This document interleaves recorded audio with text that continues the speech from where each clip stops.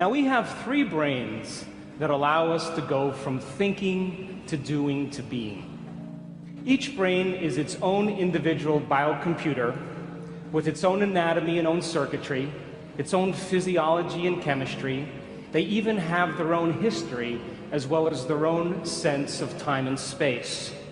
Now the first brain, the neocortex, it's the newest brain in evolution. It's that walnut-shaped structure that sits on the outside with all of its folds and valleys in yellow there.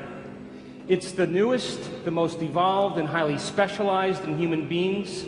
Right under the neocortex is called the limbic brain, the chemical brain, the emotional brain, or the mammalian brain. It's about the size of a lemon, and it's responsible for regulating internal chemical order.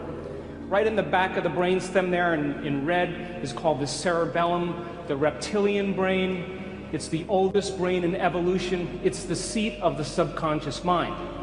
Now your brain is made up of about 100 billion neurons. If you took 100 billion sheets of paper and stacked them on top of each other, it would be 5,000 miles high. That's the distance from Los Angeles to London. Now, nerve cells possess the unique ability to store and communicate information between each other. So your neocortex, your thinking brain, is the seat of your conscious awareness. You're listening to me right now with your neocortex. And what the neocortex loves to do is to gather information. And every time you learn something new, you make a new synaptic connection in your thinking brain. That's what learning is. Learning is forging new connections. And every time you learn something new, your brain physically changes. So you read a book on how to ride a bicycle, you read a book on how to build a doghouse, you read a book on how to dance the salsa, how to cook French cuisine, how to become successful, how to be a better parent. And your brain literally upscales its hardware to reflect a new level of mind. The principle in neuroscience says this: nerve cells that fire together wire together. And as you begin to learn new information, you biologically wire that information into your cerebral architecture. So if learning is making new synaptic connections, then remembering is maintaining and sustaining those connections.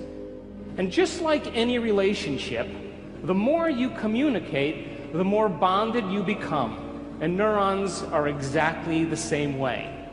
Now, once these neurons begin to fire and wire together, they actually form networks, what neuroscientists call neural networks. Now, neural networks are just gangs of neurons that have fired and wired together to form a community of neurosynaptic connections. It could be related to an idea, a concept, a memory, experience, a skill or behavior and action. But these networks actually have an electrochemical component. That's a thought right there. Again, so you generate more electrical impulses in your brain in one day than all the cell phones on the planet put together. Now, the neuroscientific definition of mind is the brain in action. Mind is the brain at work. Mind is what the brain does. And because we have 100 billion neurons seamlessly pieced together, we can make the brain fire in different sequences, different patterns, and different combinations.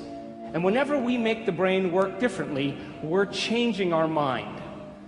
So once you've understood something intellectually, theoretically, once you've understood something philosophically, if you take what you intellectually learned in your thinking brain and you apply it, you personalize it, you demonstrate it, it means you're going to have to modify your behavior in some way. And if you change your actions and you do something differently, you're going to have a new experience. Now, when you're in the midst of an experience, everything you're seeing and smelling and tasting and feeling and hearing, all of your five senses are gathering this vital information from the environment. And as you begin to process all this information and it's rushing back to your brain, jungles of neurons begin to organize themselves into patterns. The moment those neurons string into place, the brain releases a chemical, and that chemical is called a feeling or an emotion.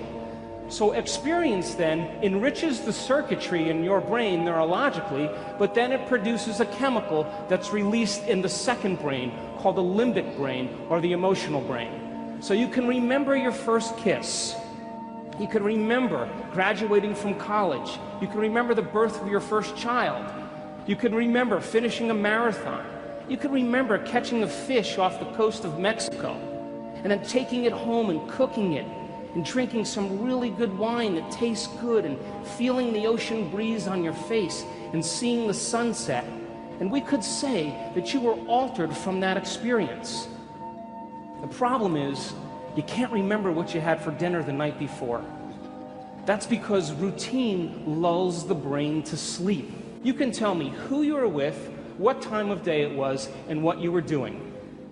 We could say then, when you were in the midst of that moment or that experience, everything you were seeing and hearing changed your internal chemical state. And the moment you felt altered in some way internally, your brain perked up and you paid attention to whoever or whatever caused it. And that event, in and of itself, is called a memory. Now, let's say you read the book called From Forgiveness to Compassion to Unconditional Love. And this book had inspired you so much so that you decided to read it twice. And as you began to review this information in your mind and contemplate on it and self-reflect, you begin to cause those neurons to form into networks to reflect a new level of mind. You find yourself in the shower thinking about it. You're driving to work and you're contemplating these concepts. You begin to talk to your friends about what you learn, and you're beginning to develop long-term relationships in those neurons. And all of a sudden you're moving around your office and you're saying, you know, you need to be more compassionate, you know? And someone else, you say, you need to forgive. Everybody is impressed with your knowledge.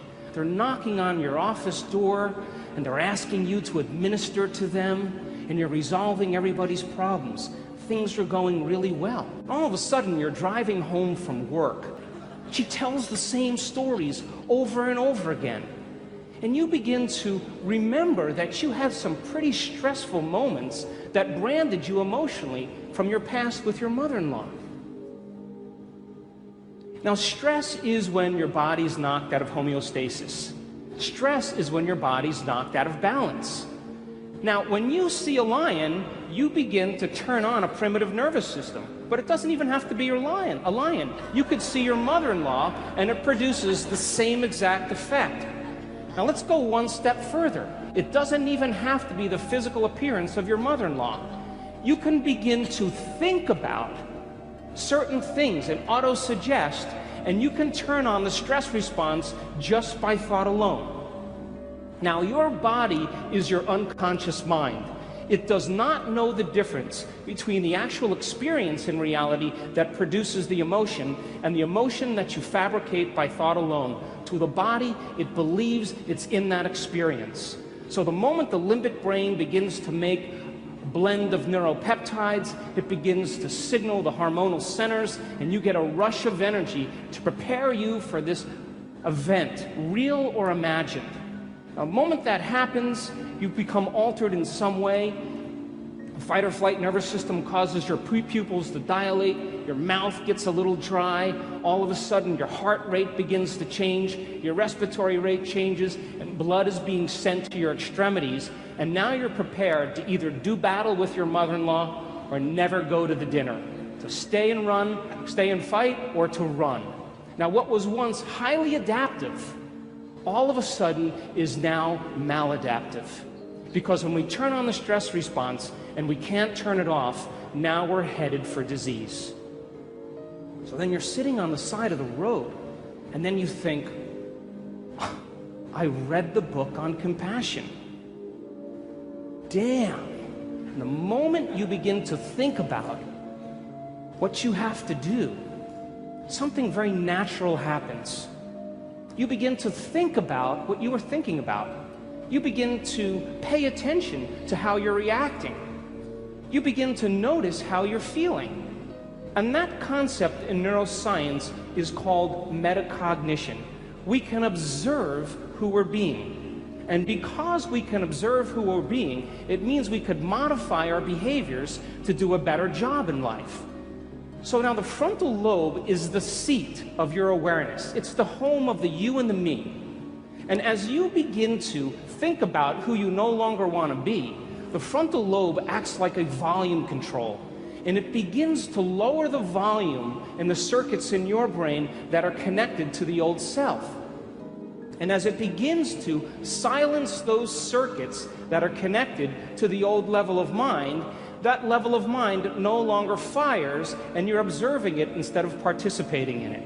And as you begin to silence those circuits, nerve cells that no longer fire together no longer wire together. And you begin to biologically break down the circuits in your brain that are connected to the old self and to the old mind. Now, as you're sitting on the side of the road, you think, what piece of knowledge could I apply in this situation from what I learned in the book?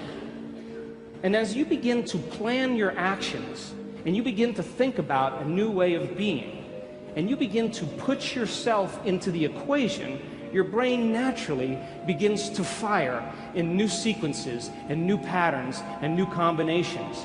And whenever you make your brain work differently, you're changing your mind, because mind is the brain in action. And as the brain begins to fire in new ways and you produce a new level of mind, nerve cells that fire together, wire together, and you begin to install the neurological hardware ahead of the actual experience. And now you have circuits in place to use when you get into that dinner. So now, as you ask yourself, what is compassion? And you begin to remember all these different things that you learned in the book, the frontal lobe, like a great symphony leader, begins to synchronize these circuits. And when it begins to produce a certain level of coherence, a certain level of mind, your brain naturally creates a hologram or an image. And that image then becomes the internal representation of what you are going to use when you walk into that dinner. We would call that intention. Now, there's a very, very unique shuffle that kind of goes on microscopically between different circuits in your brain. You're trying to fire this new thought called compassion. But remember, you fired and wired all these other circuits based on the last 10 years. So as you're beginning to fire this new thought, all these other thoughts are saying, you hate your mother-in-law, you don't want to go to that dinner, why don't you start tomorrow? This isn't a good time to do this. But if you persist with a certain amount of amplitude, and you put your attention behind that thought, sooner or later, that thought will be the strongest and loudest voice in your head.